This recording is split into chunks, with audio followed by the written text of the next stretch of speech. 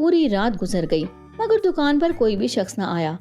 وہ دونوں ساری رات جاگتے رہے اور صبح ہوتے ہی تھک ہار کر وہیں سو گئے۔ دوپہر کو جب دونوں کی آنکھ کھلی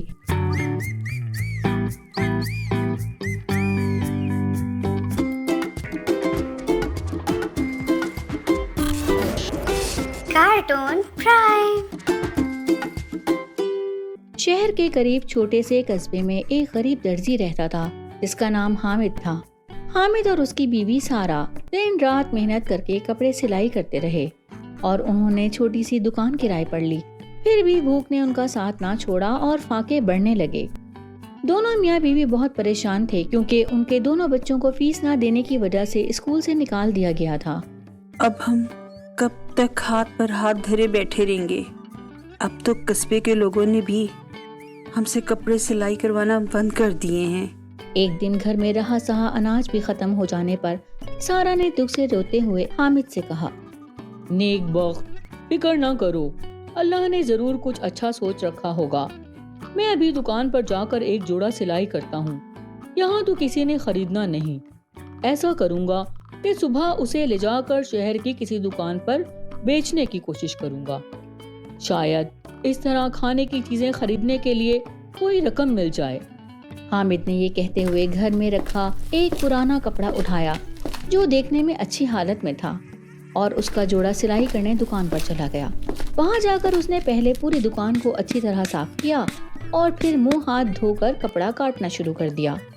کپڑا کاٹ کر جیسے ہی وہ اسے سلائی کرنے لگا تھا کہ اچانک اس کی بیوی بھاگی وہاں پر آئی اور بتایا کہ ان کا چھوٹا بیٹا عاصم گلی میں گر گیا ہے اور اسے بہت چوٹ آئی ہے۔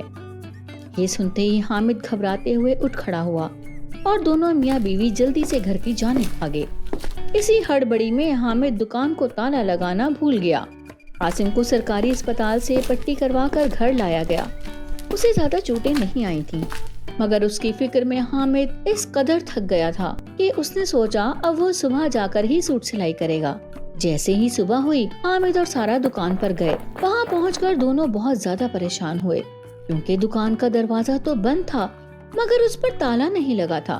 رات کو میں تالا لگانا بھول گیا تھا، اللہ کرے کوئی چوری نہ ہو گئی ہو۔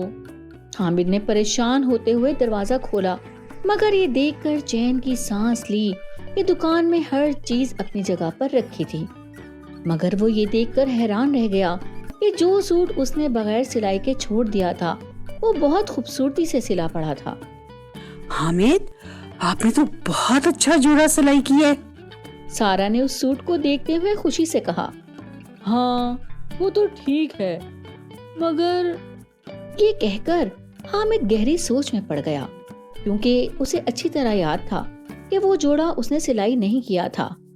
اچھا، اب آپ اسے لے کر شہر جائیں، شاید وہاں یہ اچھے داموں بک جائے، سارا نے پر امید ہوتے ہوئے کہا۔ حامد اس سوٹ کو لے کر شہر گیا۔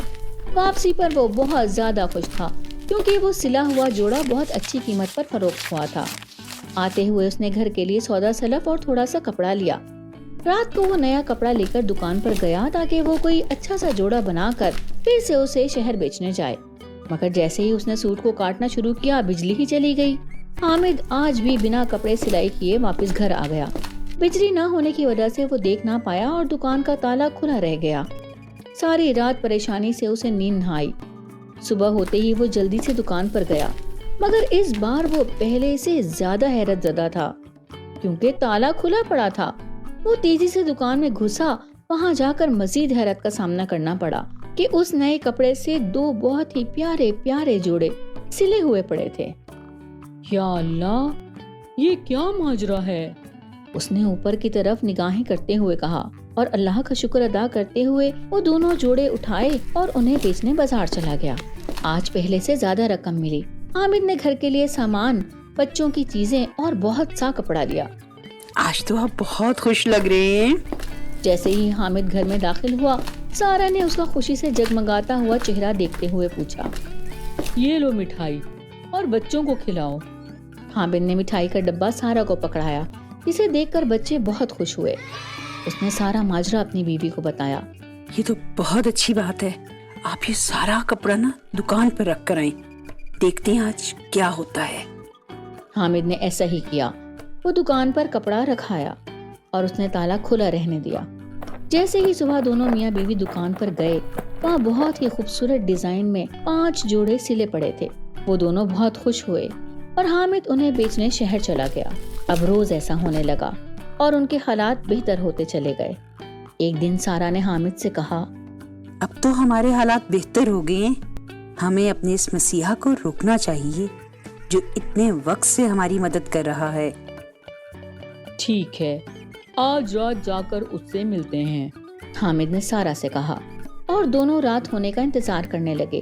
جیسے ہی رات ہوئی وہ دکان پر گئے اور ایک طرف بیٹھ کر اس مہربان کا انتظار کرنے لگے جس کی وجہ سے ان کی غریبی کے دن ڈھلنے لگے تھے اور ان پر خوشحالی کا راج ہونے لگا تھا. پوری رات گزر گئی مگر دکان پر کوئی بھی شخص نہ آیا.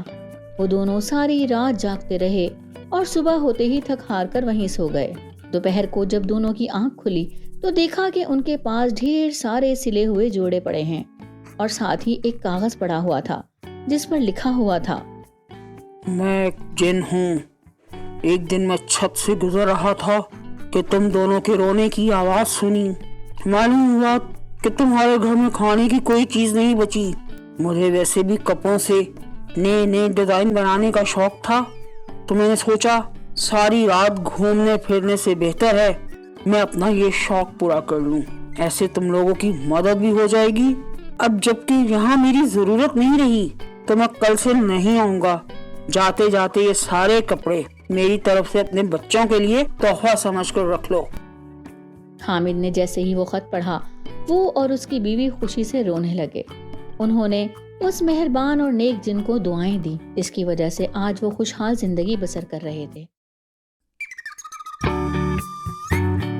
کارٹون پرائم کو سبسکرائب اور شیئر کرنا مت بھولیے.